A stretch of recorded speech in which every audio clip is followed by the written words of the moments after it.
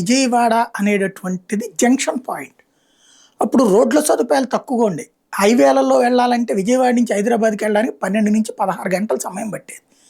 చెన్నైకి అయితే ఇక దారుణం. అలాంటి సిట్యుయేషన్‌లో రైళ్ల ద్వారా సరఫరా రైల్వే లైను, విజయవాడ జంక్షను.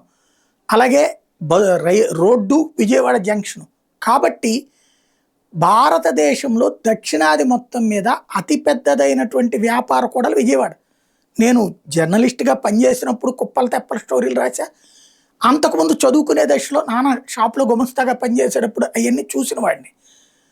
ఎందుకని అక్కడ మా వన్ టౌన్ అంటే మొత్తం లారీలతో నిండిపోతా ఉండే. ఏ లారీ అయినా, ఏ బస్సు అయినా విజయవాడ మీద నుంచి పోవాల్సింది. అటు ఒరిస్సా పోవాలన్నా, కోల్‌కతా పోవాల్సిందే.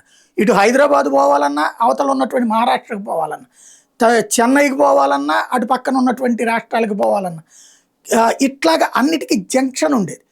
సరుకులన్నీ విజయవాడ హెడ్ క్వార్టర్ అంటే డీలర్లు తమిళనాడు ఉండేవాళ్ళు, కర్ణాటక ఉండేవాళ్ళు, అలాగే తెలంగాణ ఉండేవాళ్ళు, అంటే ప్రొడ్యూసర్స్. వాళ్ళందరూ కూడా సరుకులు ఇక్కడ హోల్సేల్ షాపులన్నీ విజయవాడలో ఉండేది.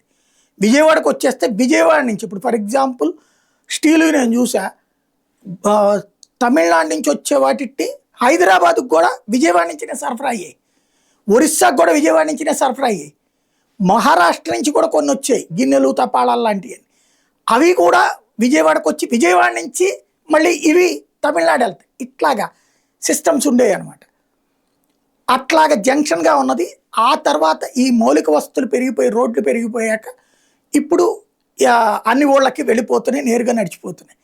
అయితే విజయవాడలోకి మీదగా వెళ్ళేది ఇప్పటికే సగం దగ్గర అంటే ఇంకా కొత్త కాన్సెప్ట్. ఇప్పుడు ఏమైంది, ఇన్నర్ రింగ్ రోడ్డు కట్టాక గొల్లపూడి మీద నుంచి నేరుగా రామవరపాడు వెళ్ళిపోతుంది. అక్కడ సింగనగర్ మీద మాత్రమే టచ్ అవుతాయి. అదేది ఇన్నర్ రింగ్ రోడ్లో నున్న పోలీస్ స్టేషన్ ఆ రూట్లో నుంచి వెళ్ళేసి మళ్ళీ అటు పక్క వెళ్ళిపోతాయి, రామవరపాడు అటుగా వెళ్ళిపోతాయి. అలాంటి రూటు ఒకటి వచ్చింది. ఇప్పుడు ఈ కాజా దగ్గర టోల్ గేట్ బిగిన్ చేసిన తర్వాత ఇటు నుంచి హైదరాబాద్ తెలంగాణ వెళ్ళేవాళ్ళు డైరెక్ట్గా వెళ్ళిపోవడమే. అదే సందర్భంలో ఈ గొల్లపూడి దగ్గర రోడ్డు మీద నుంచి మళ్ళీ అటు డైరెక్ట్గా వెళ్ళిపోవడం.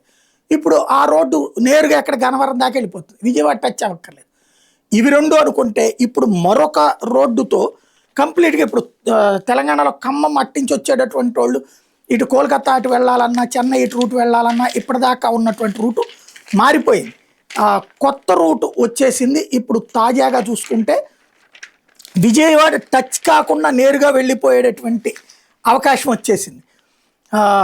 ఏదైతే ఇప్పుడు తాజాగా చూస్తే Khammam Devarapalli greenfield national highway ఆదివారం నుంచి అందుబాటులోకి వచ్చేసింది. ఖమ్మం జిల్లా వైరా సమీపంలోని సోమవారం నుండి తాత్కాలిక రాకపోకలు జరుగుతుంటే ఆదివారం నుంచి ఖమ్మం మీదుగా నేరుగా ఆంధ్రప్రదేశ్లో దేవరపల్లి వరకు కొత్త రహదారి మీద వాహనాలు వెళ్ళిపోతున్నాయి. భారత్మాల ఎకనామిక్ కారిడార్ కింద 3,573 కోట్లతో ఖమ్మం రూరల్ మండలం తల్లంపాడు నుండి ఆంధ్రప్రదేశ్లోని దేవరపల్లి దాకా 165 కిలోమీటర్ల పొడవున ఈ రోడ్డు కట్టారు. ఈ తెలంగాణలో 90 కిలోమీటర్లు, ఆంధ్రప్రదేశ్లో 75 కిలోమీటర్లు ఉంది. సాధారణంగా హైదరాబాద్, వరంగల్, సూర్యాపేట నుంచి రాజమండ్రి, విశాఖ వెళ్ళే వాహనాలు విజయవాడకు వెళ్లాల్సి వచ్చేది. ఈ హైవే అందుబాటులోకి రావడం మూలంగా ఇక మీద సూర్యాపేట, తల్లంపాడు మీదుగా నేరుగా ఏపీలోని దేవరపల్లి చేరుకోవచ్చు. దీనివల్ల దాదాపు 4 గంటల టైం ఆదా అవుతుంది. కాకినాడ, విశాఖ పోర్టులకు సరుకు రవాణా వేగవంతం కావడంతో పాటు ఈ బైపాస్ కనెక్టివిటీ మూలంగా ఖమ్మం నగరంలో ట్రాఫిక్ రద్దీకి చెక్ పడుతుంది. తెలుగు రాష్ట్రాలతో పాటు కలకత్తా దాకా ఇది అనుసంధానం అయిపోయింది.